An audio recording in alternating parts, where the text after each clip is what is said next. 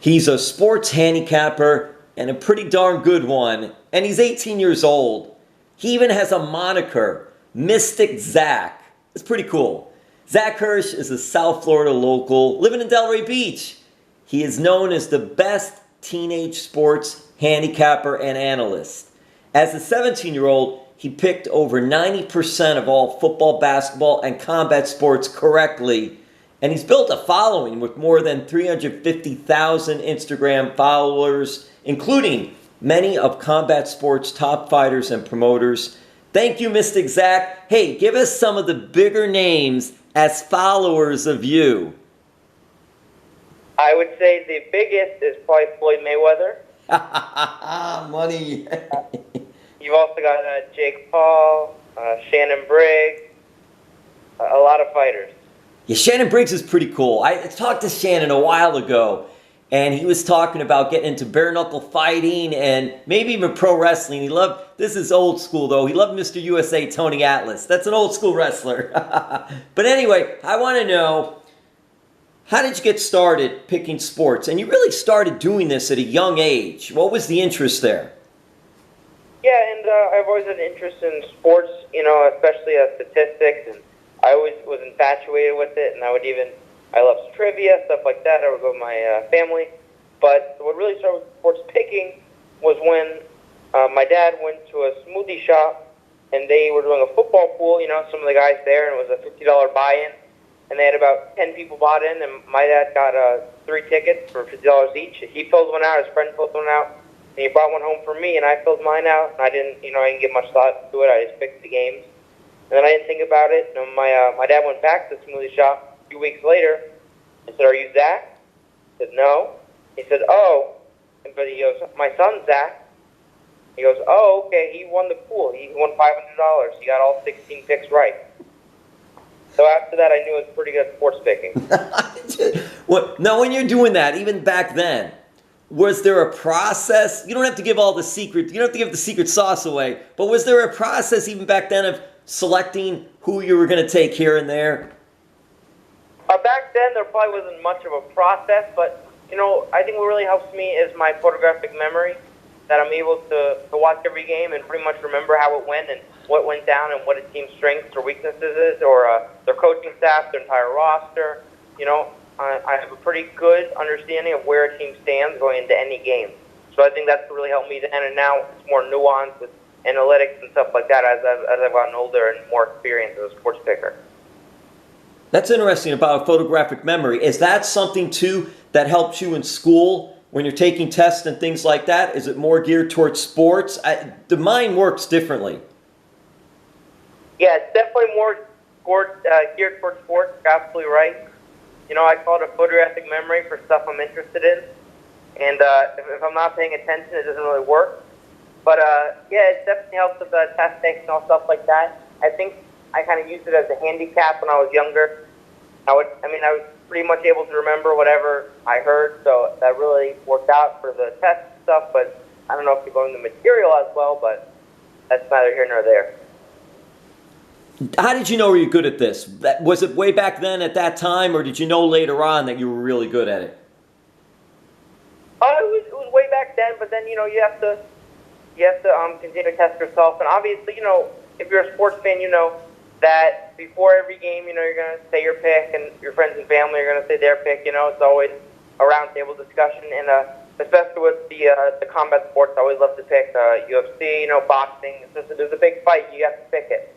And, so I think I realized that I was getting them right more often than not, and that a lot of people were getting them wrong, especially like Mayweather-Pacquiao. I thought, Mayweather would absolutely win, and I knew you'd be able to use the jab and use his speed to win, and so many people were picking Pacquiao. And then when Floyd won so easily, I really realized that I had a talent. The process for you, has it evolved? Are you using analytics in your process these days? Yeah, I absolutely am, and it's definitely evolves, and it evolves every week, Especially when I was first starting out last year, it's not like I did a practice year of sports handicapping.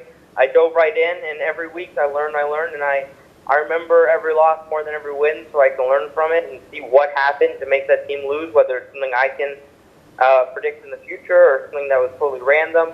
You know, especially in boxing, sometimes I've had a couple picks that were cited off bad calls. You know, well, I can't do much to prevent that, but you know, it's the process, and every week I think I get better and better. You in that process, you look at analytics and see things like how, especially teams, how teams did against each other in years past. But I find it in that part of it, and I don't know too much about the sports analytics, but I always find that interesting because the teams change every year. But can you really quantify, okay, if this team is 1-8 on the road against this team way back from 10 years ago since they played, does that still play a role? Or because the teams change, the players change, it's harder to use that type of analytic? Yeah, I don't really value that type of analytic too much, but I see a lot of people, especially on TV, do. I mean, and you know, you see it a lot in the draft process, right? Like they'll be like, an Ohio State quarterback will declare for the draft, and they'll say, "Oh, no Ohio State quarterback has ever been good." Well, what does that have to do with the guy that's up right now? You know, it doesn't really make much sense to me. Obviously, teams change, players change, coaches change, and as far as the analytics go, I think the most valuable thing is just analyzing how a team plays, and if they're made for the modern NFL, things like passing on first down, going for it on fourth down, using play action, motion at the snap. I really prefer the teams that are more geared for today's modern NFL, and I think we really saw that in action in this past year's playoffs. I picked the Chiefs from the Super Bowl, and obviously they're a team that loves to sling it. And you saw even then, Patrick Mahomes had probably one of his worst games of the year for the first three quarters, but in the end, the passing offense came through, and he was able to orchestrate a comeback win. So I think we're going to see more and more teams adapt to a passing league. Mystic Zach, has COVID changed handicapping? Absolutely. I mean, we had a game yesterday get canceled, Steelers-Ravens. So especially when you're getting games canceled, we had the NBA bubble. I didn't even touch it. I had no idea what was going to happen. Teams were taking months off. I don't even know what players kept up with it. I think it wasn't too much of a surprise to Heat fans that they did super well in the bubble due to the fact that I think we have, you know, one of the most disciplined teams and a team that they really work hard year round. But for the teams that weren't as disciplined, like probably the LA Clippers, you saw them kind of fold. And yeah, I mean, it's definitely a new world, a new place. Fights now have no fans. You know, a lot of fighters have said, hey, I fought a lot better because I didn't have the pressure of the fans. You know, I was able to just follow my game plan and treat it like sparring. And I can't really predict what fighter feels that way. You know, a lot of guys haven't fought in front of fans. So yeah, COVID has definitely affected sports handicapping. Mystic Zach, such a cool name. How did you get the name Mystic Zach, and have you trademarked it? Mystic Zach is trademarked. And the name Mystic Zach derives from Conor McGregor, who is Mystic Mac. And before the fight, he would predict it, and absolutely he would say, I'm going to knock this guy out in the first round within 2 minutes with a left hand, something like that. And I watched that, and I was like, well, if he can predict the fight that he's putting his health on the line, and if he can put himself out there like that, the fight that he's participating in, then I can put myself out there and predict something that I have nothing to do with, and I'm not putting my health on the line. So Mystic Mac, Mystic Zach, I'm half Irish, it worked out. 18 years old. Did it take a while for you to be taken seriously because of your age? Luckily, there hasn't, I mean, hey, I don't know what, it depends how you classify a while, right? I've only been doing it for about 15 months or so I don't even know if that's, you know, some people have spent 30 years in this industry, but I think it definitely did, but I think people quickly realized when I went 21-0 in my first year of college football picks, and, you know, I think when people really understand is when I'm able to give more long-form analysis, which is why I'm starting up my own podcast coming soon, but, you know, trying to get lots of different big people in there, just so people can understand my thought process going into my picks. Through what you're doing, how did you get the gigs with the Impact Network and Bare Knuckle Fighting Championships and the roles that you played for them? Yeah, so the Bare Knuckle Fighting Championships, that's been going on for a while. You know, we've kind of been planning it, and discussing it for a while, and David Feldman saw my stuff on my channel and really liked it, and then the discussion started from there. I'm a big fan of the BKFC. I think it's a great sport, and I think it's a sport that's going to continue to grow. I think it's going to be really one of the 4 largest combat sports, the 3 largest combat sports, right behind MMA and boxing. And I think everyone I've shown BKFC that likes fighting has loved it. It's very entertaining, it's very action-packed. So I think that's what drew me to there, and it's obviously pretty local. They have a lot of Miami cards.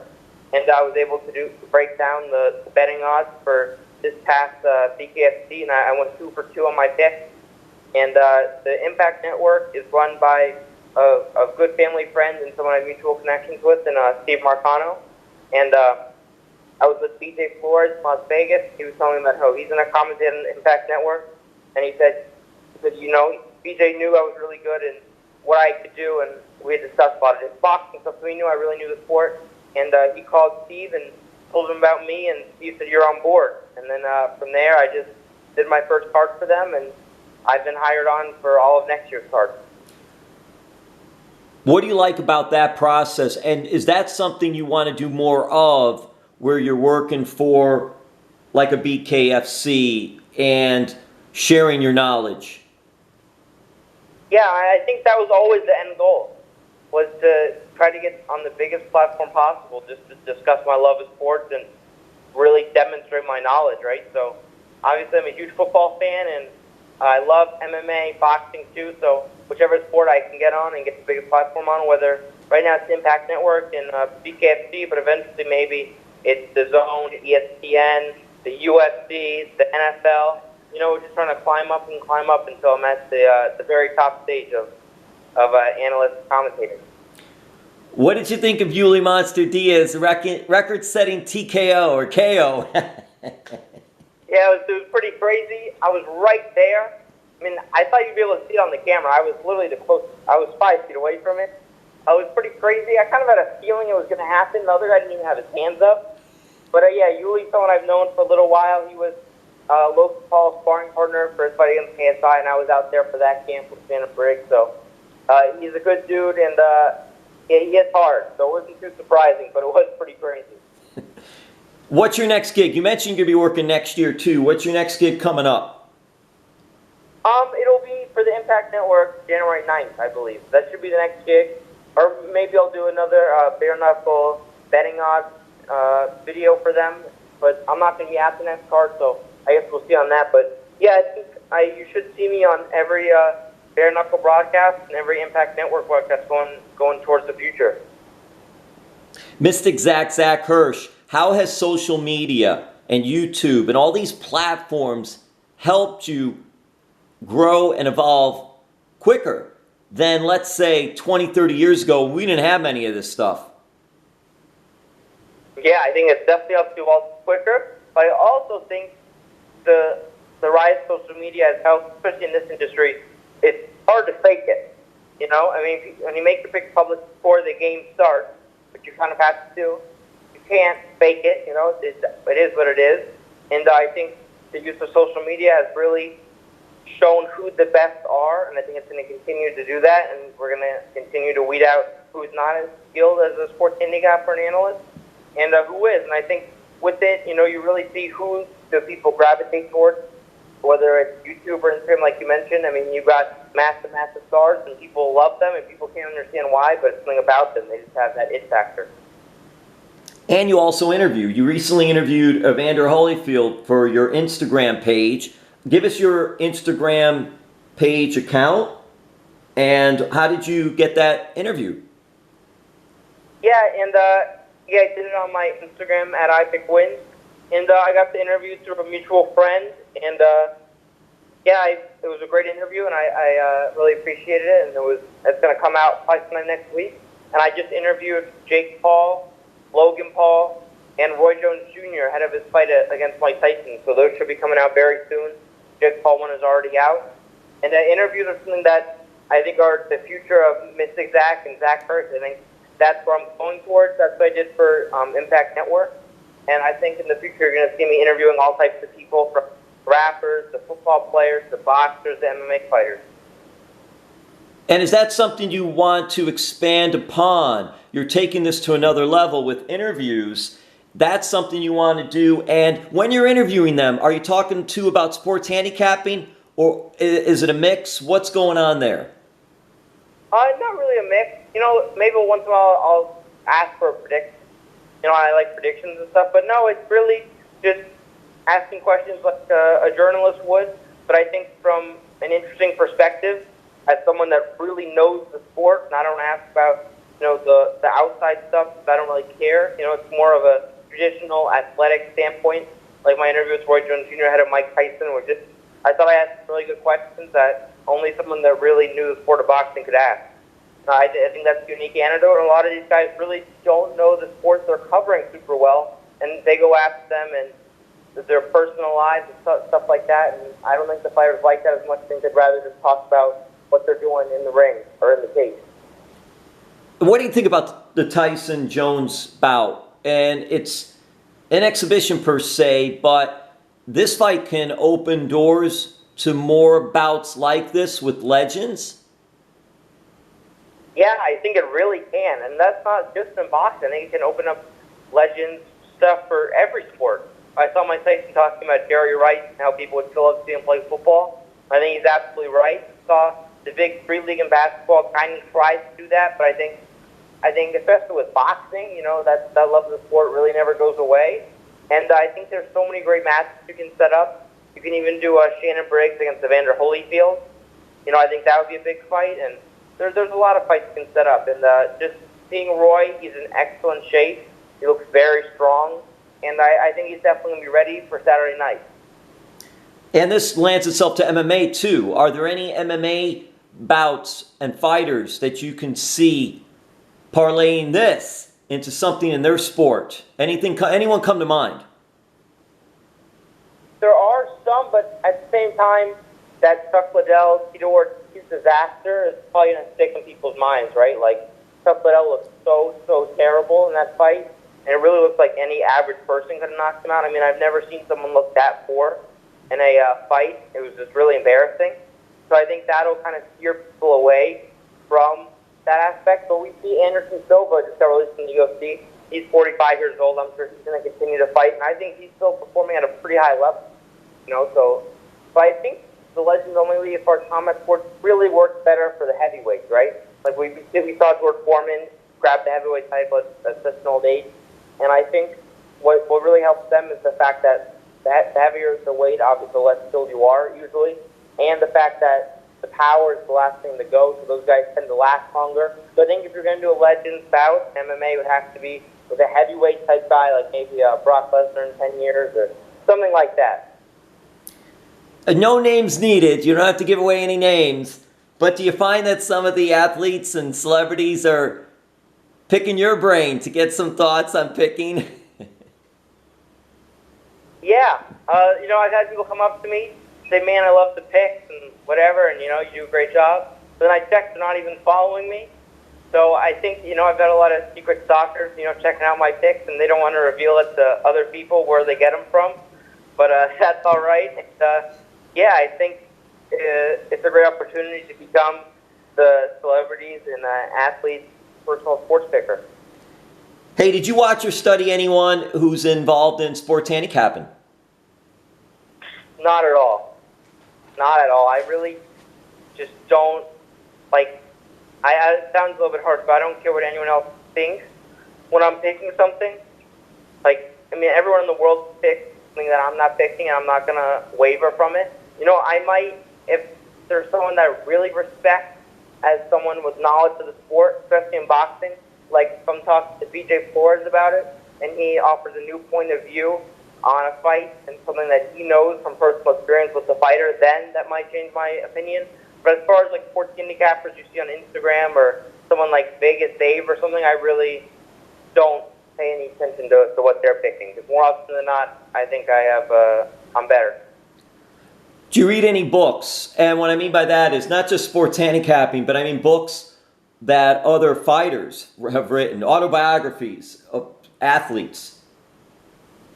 I just haven't had the time. I've been wanting to buy Joe Lewis's book, on boxing because I actually box myself, and that's something that I started this year to really learn about the sport. And I think that's also been really helpful in me commentating the sport and really breaking down the sport and participating in the sport myself. But now I've been so busy with the picking, the videos, the interviews in college that I haven't been able to read a book in a long time. Zach, where are you going to college, and what are you studying? I go to Lynn University on a scholarship, and I study sports management. Did you play sports growing up? Yeah, when I was a kid, I played football, basketball. Those were the two main ones. You know, I've done a little bit of everything. But, yeah, I mean, playing sports is my favorite thing growing up. I mean, I've been playing football since I was 4 years old. I used to play quarterback, stuff like that.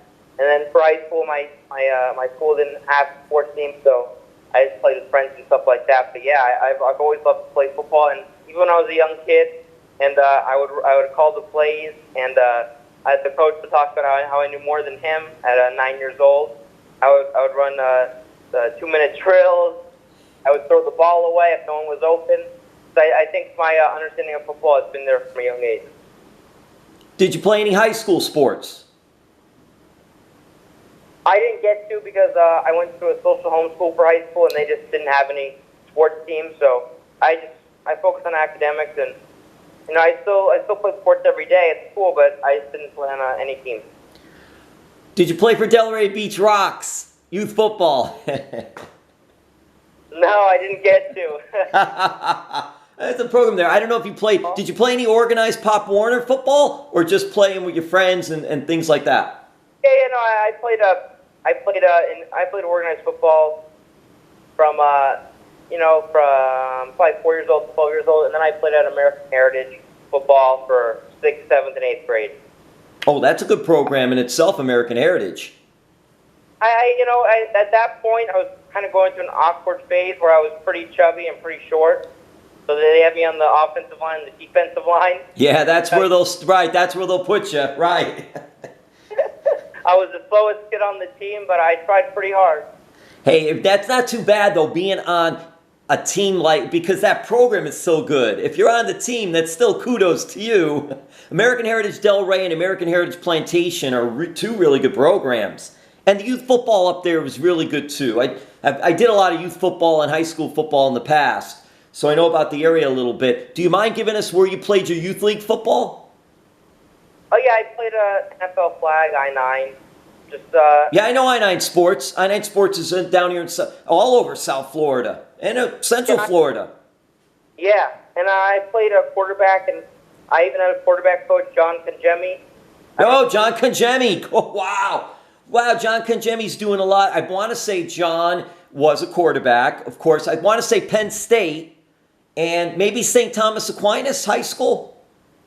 I think that's right. Yeah, he was my quarterback coach. I was pretty good as a quarterback, and then once I got chubby and I couldn't run so well, then I wasn't a quarterback anymore. But I think if I went to a high school with sports, I probably would have been a high school quarterback. That's really good. And now, what do you want to do with the college? You said sports management. So, what is the plan with using that degree? That's a good question. And I think. I don't know if I just have a plan for that degree, but I think just the knowledge you get from that class is really instrumental in working in this industry. And I think eventually I might be a sports manager. My dad was a manager. I managed Shannon Briggs, Camille McCline, Corey Spinks, so a lot of great fighters. Maybe that's something I'll get into in the future. And I want to do this because I don't want to say any information incorrectly. So, John Congemi, University of Pittsburgh, not Penn State. We use a Pitt Panthers, so just want to get that part of it correct. But been down in South Florida for a while. All right, so also I wanted to touch a little bit because you mentioned your father. Does the family have any sports background?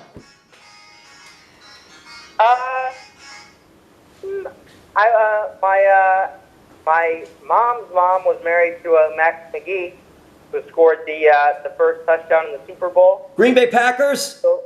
Yep, Green Bay Packers. Wow, that is so cool. And she was also married to Doug Sanders, who's one of the best golfers of all time, and got to go at it with a lot of great golfers. So, I have some sports background from the family. And what do you think about just sports today, sports in general, handicapping sports? Is it tougher? There's a lot of sports going on, and even with COVID, I mean, there's just sports all the time. Is it just, and with free agency and all these different options out there, I know you're still new at you're young at this, but how do you look at sports handicapping in today's world and where it may go? I look at it as a budding industry, especially with sports gambling. It's legalized. I think eventually it'll be fully legal in all states, at least I hope. And I think it's a growing industry and something that's ever evolving, especially with a time during a global pandemic. And I think we're going to continue to see the industry grow and continue to get bigger. Hey, what did your family think about you getting involved in sports handicapping? I don't think anyone was surprised I was in the sports industry. I think handicapping was just the best way to kick the door down and really get my name out there. And now I'm doing the analyst and the interviews for Impact Network, and I'm doing the betting videos for BKFC. So I think I can fill a lot of different hats and really continue to do a lot of different stuff in the sports industry. Do you have any thoughts right now of college football Final Four and who might be there? Is it too early to tell? I'm thinking Alabama, Ohio State, and Clemson. I think those are the three best programs. We saw them all make it last year too. But, I don't think the season's been as good as last year. You don't get as many great out-of-conference matchups like usual. And, a lot of games are delayed. It's a little bit hard to keep up with, even for me, as someone who really likes college football, so I can only imagine an average person. But, I think we got a lot of great quarterbacks, especially right now. And I think it's going to shape up to be a really good college football playoff, if it's not as good of a regular season. And that board team, it's just right now up in the air. You got 2 or 3 teams fighting it out?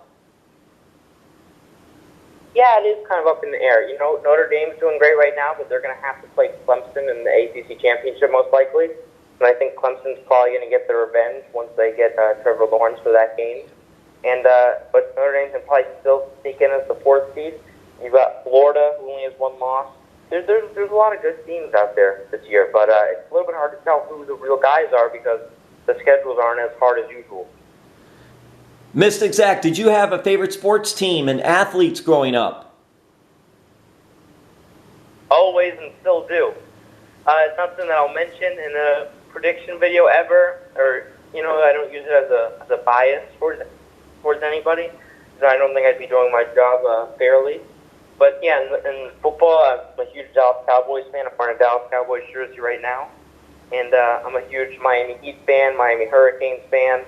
And growing up, I loved Floyd Mayweather, Conor McGregor, a lot of guys. Well, Thanksgiving wasn't all that good then, right? No. I'm sorry, I didn't mean to... I really wasn't going to go there because I didn't know, but... Oh, man, it's tough. But isn't that interesting that division is the way it is? And it's like, wow, a team with just not that good of a record, but still can win the division. And they're still in it. They're still in the division. It's absolutely insane how poor the division is. I mean, really, it's going to go down as the worst division in NFL history. I think the winner of the division is going to have the worst record for a division-winning team in NFL history, and they're going to host the playoff game. I mean, a team like the Rams could go 11-5 and not host the playoff game, and then you've got maybe a team like the Washington football team winning 4 or 5 games all year, winning the division, hosting a playoff game. It's insane. All right, we're going to wrap this up. I appreciate you taking the time. I just have a couple more questions. You mentioned boxing and training in boxing, and I think that's really cool. You're getting a look inside as an athlete, as a boxer. What made you decide to do that? And do you have thoughts of whether it's amateur or something else, getting in the ring and actually having a boxing match? Yeah, I don't really know exactly what sparked my interest. I've always been around boxing. I grew up in boxing gyms, but I always kind of thought I wouldn't love to get punched in the face, so I didn't really do it. And then I just really wanted to start training right before the pandemic hit. And I started training, and then all of a sudden, I didn't have school, so I had way more time to train.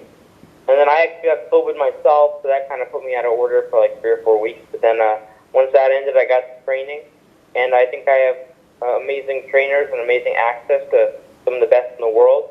And then from there, it evolved to me learning more about the sport that I'm commentating for, and I think it's really helped me get a new lens in interviews.